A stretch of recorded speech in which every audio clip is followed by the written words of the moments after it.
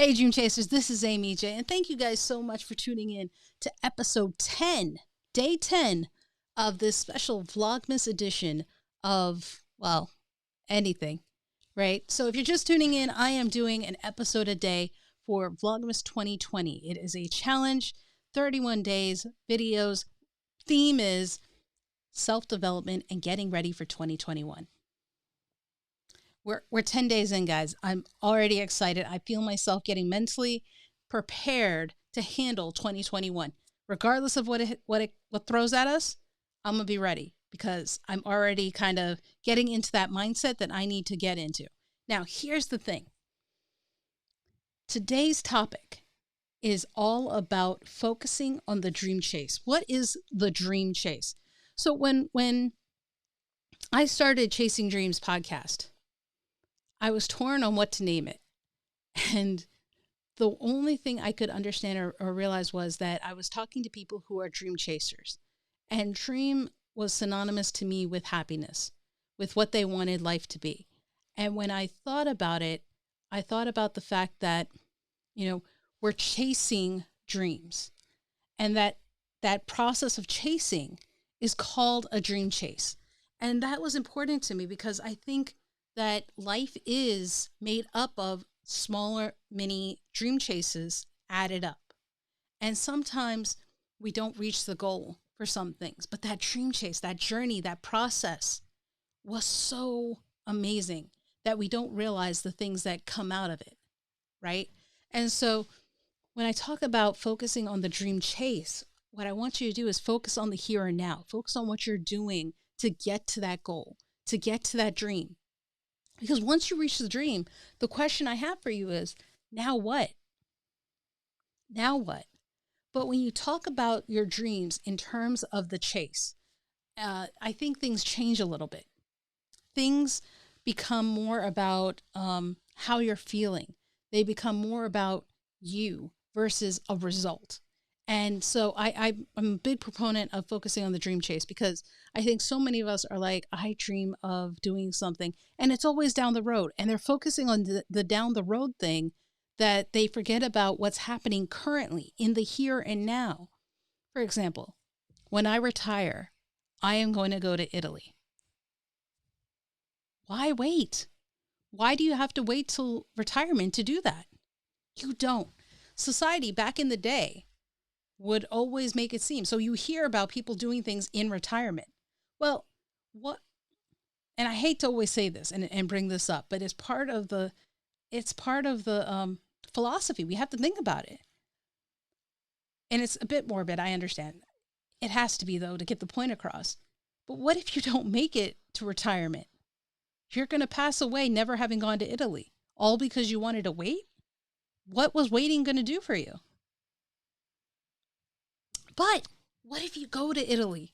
What if you have such an amazing experience that you want to move to Italy? Or what if you realize Italian food is your favorite food ever and you come home and become an Italian chef? You don't know what will happen on your dream chase.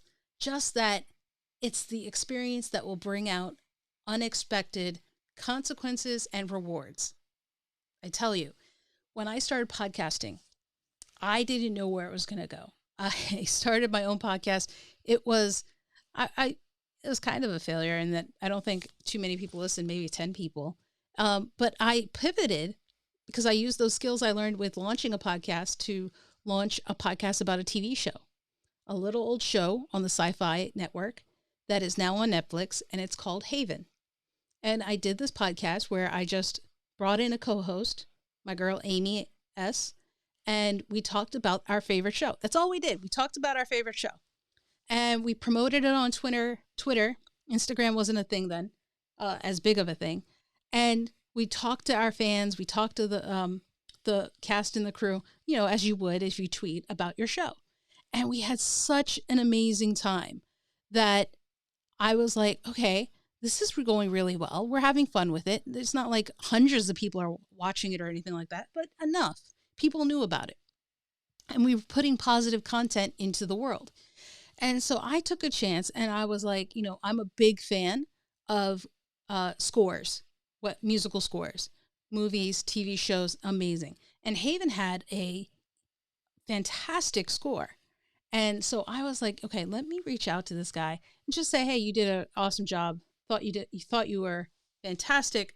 Excuse me. Um, you know, keep doing you. And Sean wrote back. He actually wrote back. I don't think I have the email that says that he wrote back, but he did write back, and he was just grateful for the appreciation, Sean Pierce. And so I was like, that's awesome. Just kind words go a long way.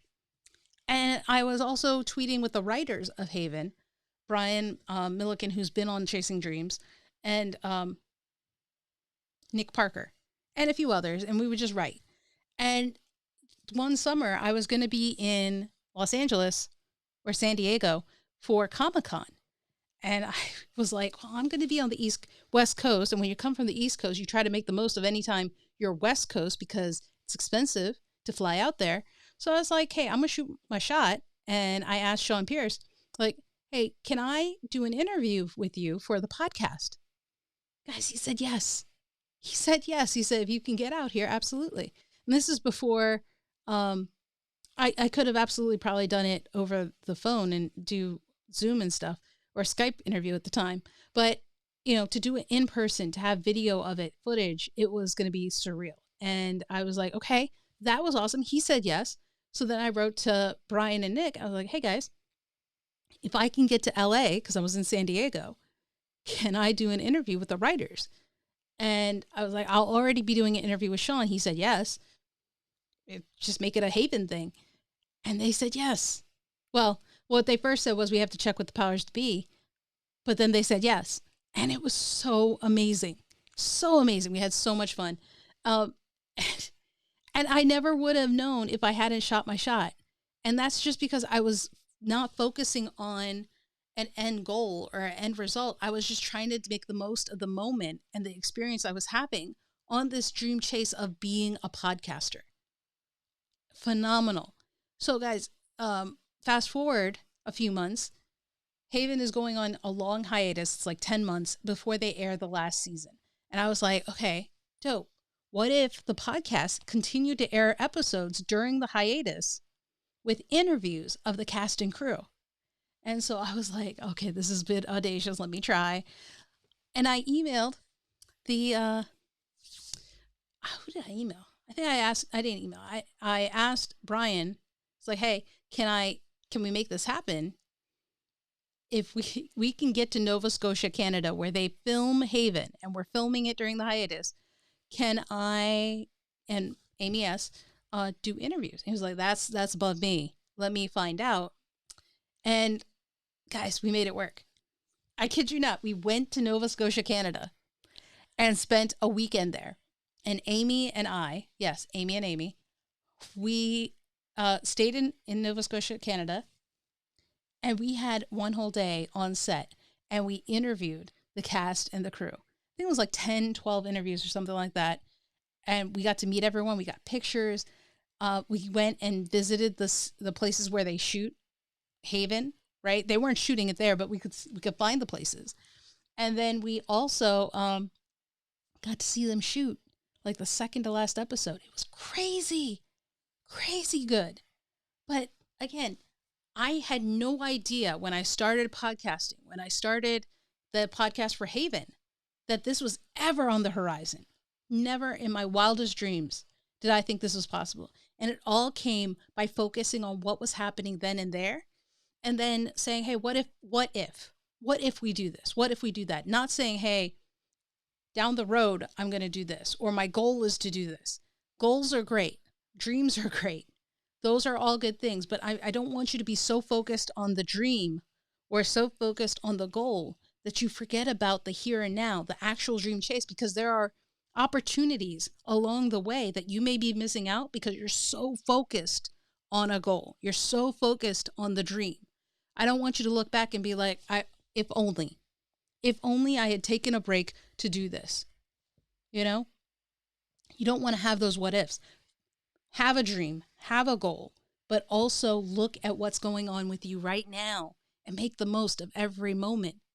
Because all those little things make up your dream. That's what you're going to look back on, not that final moment. All right. So I just wanted to share that with you guys because it's an important thing to me. I think it'll help you, you know, as you go into 2021, have goals, have dreams, but make the most of what's happening right here and now and what you can do with it. Because as 2020 showed us, any kind of plans we had got thrown out the window. But you can still make the most of it by making the most of what you have with what you have. Make sense? All right. So guys, until next time, when we talk about your character, ooh, remember, don't stop. Keep chasing.